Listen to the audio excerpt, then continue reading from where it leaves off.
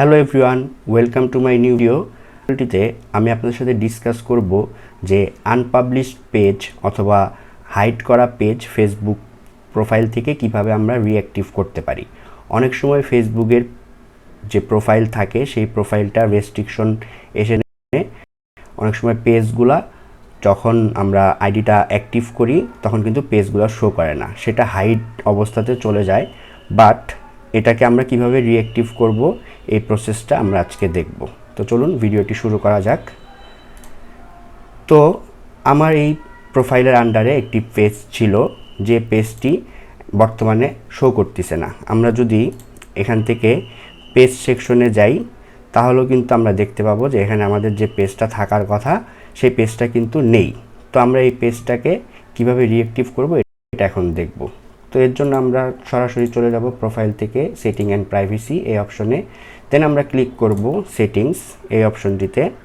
তো এখানে আপনার পেজের থেকে যে আপনি পেজটা রিঅ্যাক্টিভ করতে চাচ্ছেন সেটা কিন্তু আপনি এই ইওর অ্যাক্টিভিটি এই ট্যাবের ভিতরে পেয়ে যাবেন। তো আমরা এখানে ক্লিক করলে দেখতে পাবো যে এখানে কিন্তু একটা পেজ আমাদের শো করতেছে, যে পেজটা আমরা চাইলে এখন রিঅ্যাক্টিভ করতে পারবো।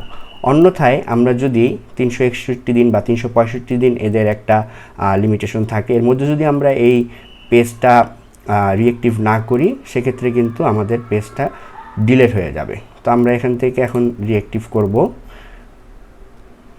এবং কিছুক্ষণ সময় নেবে রিঅ্যাক্টিভ হওয়ার জন্য।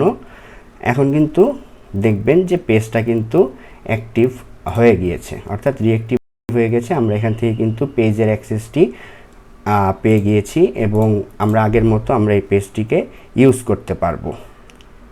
তো অনেক সময় আমাদের প্রোফাইল যেটা আছে সেটা আসলে রেস্ট্রিকশন বা ডিসেবলের কোনো একটা নোটিফিকেশন আসলে বা আপিল করা লাগলে দেন আপিলটা যদি সাকসেসফুলি হয় সেক্ষেত্রে কিন্তু আইডিটা ব্যাক করে দেয়, কিন্তু আইডির আন্ডারে যে পেজগুলো থাকে সেই পেজগুলো কিন্তু আনপাবলিশড অথবা হিডেন অবস্থায় থেকে যায়। তো আমরা কিন্তু এই ওয়েটা ফলো করে কিন্তু আমরা আমাদের যে কাঙ্ক্ষিত পেজ এই পেজটা কিন্তু খুব সহজে আমরা রিঅ্যাক্টিভ করতে পারবো। ধন্যবাদ। আজকের ভিডিওটি এই পর্যন্তই, দেখা হচ্ছে পরবর্তী ভিডিওতে।